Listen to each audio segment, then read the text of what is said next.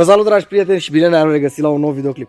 Nu de foarte mult timp am observat o grămadă de comentarii de la domniile voastre referitoare la acel clip în care vă prezentam cum se prepară siropul de păpădie după rețeta Mariei Trevor, dacă putem înlocui zahărul cu mierea, pentru că zahărul ar putea fi un potențial pericol pentru sănătatea noastră. Și prin videoclipul de azi, exact cum ați văzut și în titlu, o să vorbim despre miere. De ce să nu punem mierea în ceaiul fierbinte? Cred că este cel mai bun titlu și cel mai bun exemplu pe care îl putem da în acest caz. Dar înainte de toate, haideți să facem un ceai pentru a putea detalia mai bine. Eu în această dimineață o să fac un ceai de urzică, pentru că este sezonul urzicii și întotdeauna primăvara, când apar urzicile, atât voi face preparatele tradiționale care se fac la noi, dar totodată urmez o cură cu ceai de urzică, o infuzie de urzică, aș putea spune eu. Și în grădină la mine, undeva aproape, și voi lua câteva urzici pentru un ceai, bineînțeles. Și mergem în casă, în bucătărie, unde vom face acel videoclip în care vorbim despre tradiționala miere. Vom vorbi câte ceva despre beneficiile ei, dar totodată ce se întâmplă cu ea când o supunem tratamentului termic. Pentru cei, cred că este suficient.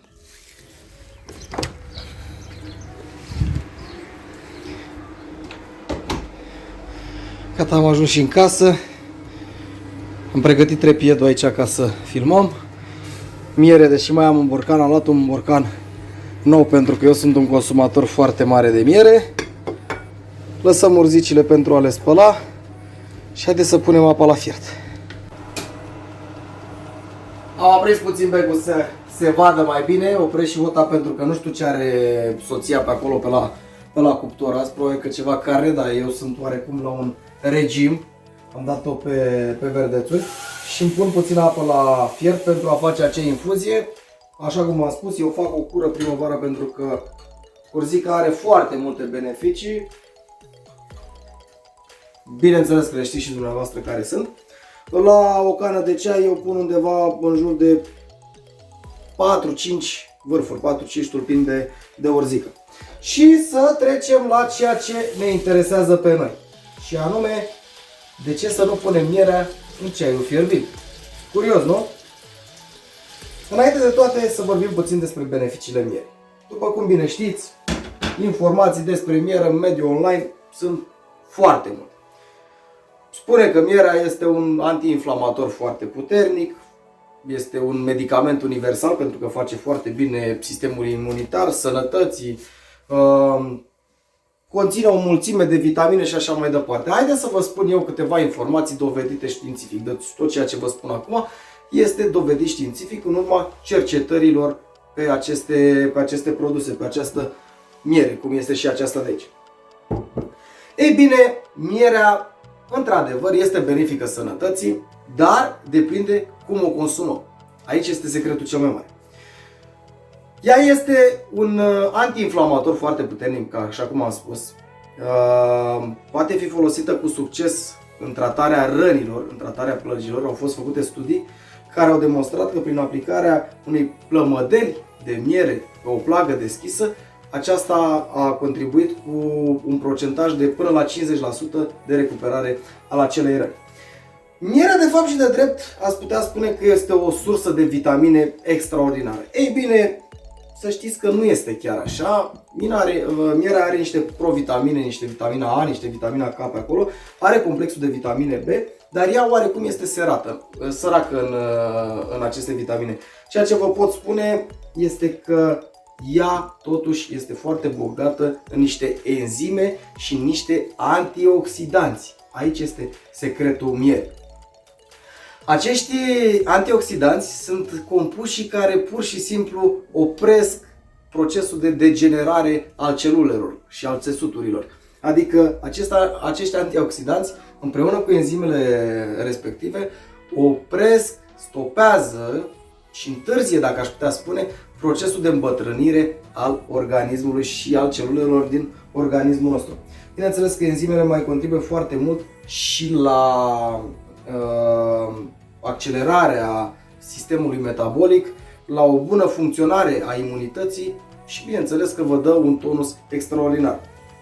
În ceea ce privește zaharurile din această miere, vreau să știți că nu este mare diferența între zahărul de bucătărie și mierea respectivă. Aș putea spune doar o diferență de vreo 20-25% între cantitatea de glucide pe care o găsim în zahărul de trestie sau de sfeclă și cele pe care le găsim aici. Decât că cantitățile de fructoză, glucoză, dextroză și așa mai departe sunt mai mari într-adevăr în miere. Dar problema cea mai mare, cum să o putem folosi la preparatele pe care le avem termic, cum ar fi un ceai sau cum ar fi preparatele, prăjiturile, să spunem, și așa mai departe. Ei, aici este cea mai mare problemă pe care o avem noi. Dar până atunci se pare că apa fierbe și haideți să facem acea infuzie. E gata, și apa a fiert. Să facem și infuzia la o cană de apă, 4 tulpini fără probleme, iar acestea vă vor da o infuzie de urzică extraordinară, peste care adăugați apă fiartă și o lăsați în jur de 5 minute, aș spune. Ei, aici este problema. Toată lumea ar veni, indiferent că face o infuzie, indiferent că face un ceai, și va adăuga această miere peste ceai. Lucru total neindicat. De ce? Foarte simplu. Orice zahăr, orice compus, fie el zahărul care este procesat, care îl găsiți în comerț, fie miere, sub efectul termic suportă niște modificări.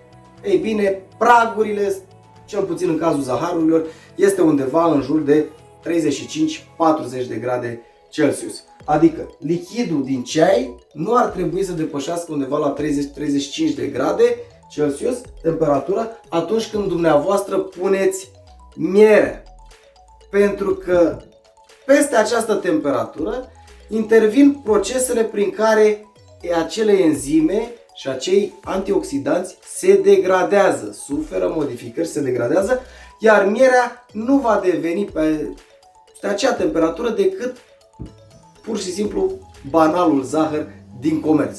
Deci nu neapărat că mierea devine toxică în momentul supunerii tratamentului termic. Ea pur și simplu își pierde proprietățile și calitățile, iar acest lucru este dovedit științific, nu este dovedit de către mine.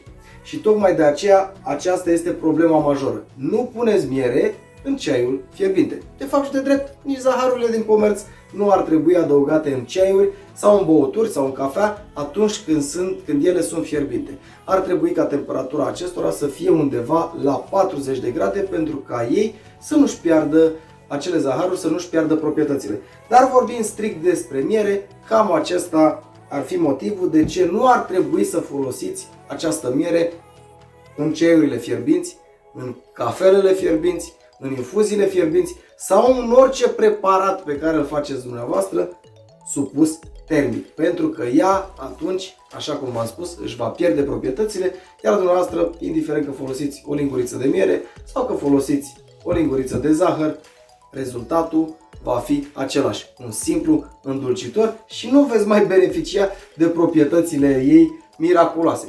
Cam despre acest lucru este vorba. Eu o să stau să răcească ceaiul, după care voi pune acea miere în el și o voi consuma cu plăcere. Mă voi bucura atât de proprietățile acelei infuzii, acelor plante ale urzicilor, dar totodată mă voi bucura și de proprietățile mierii, niște proprietăți cu adevărat miraculoase. În încheiere aș vrea să vă mai spun un singur lucru. Aveți foarte mare grijă de unde vă cumpărați miere, pentru că mai poate exista o problemă. Foarte multe persoane încearcă să falsifice mierea. Terțe persoane diferite, nu intrăm în detalii. Ei, să știți că mierea care a fost falsificată suportă niște modificări care poate crea niște compuși periculoși, aș putea spune eu, pentru sănătate. Ați putea să fiți influențați să degenerați o boală de genul celei Alzheimer, Parkinson, ceva cancerigen, Doamne ferește. Așa că mare grijă de unde luați mierea, de unde o procurați. Luați-o de la oameni de încredere, luați-o de la oameni care vedeți că are stupul în curte, luați-o de unde știți că ați mai luat-o sau măcar luați-o de undeva de unde are un certificat de calitate și sunteți siguri că ceea ce cumpărați dumneavoastră este miere și nu este cu totul altceva. Așa că haideți să bem și ceaiul. Gata! A trecut timpul. Vom scoate tulpinile de urzică și vom adăuga mierea. Dar în infuzia care nu are o temperatură mai mare de 30-35 de grade. Dragilor, sper că v-a fost util acest videoclip. De asta v-am spus și în clipul în care l-am făcut cu acel sirop de păpădie că mierea nu poate fi înlocuită de zahăr, dar mai ales ca în cazul acelui videoclip cu siropul. O linguriță pe zi este echivalentul unei bomboane. O bomboană n-a omorât pe nimeni niciodată. Gândiți-vă că 2 felii de pâine înseamnă, în urma procesării de către organism în glucoză, mai mult zahăr decât o linguriță de zahăr procesat chimic. Și așa mai departe, dar nu intrăm în detalii. O linguriță nu este nicio problemă. Mierea eu mi-o procur de la un vecin de-al meu, de la un prieten foarte bun și măcar știu că este autentică. Uite ce frumos! Extraordinar! Dragilor, până la următorul videoclip, eu vă doresc tot binele din lume. Scuzați stilul neprofesionist de a filma, dar am fost natural, am fost așa cum trebuie să fiu și cum trebuie să discut cu domniile voastre. Pur și simplu, acest videoclip a fost unul de a explica de ce n-ar fi bine să punem mierea în preparatele fierbinți. Așa că până la următorul videoclip, vă doresc toate cele bune.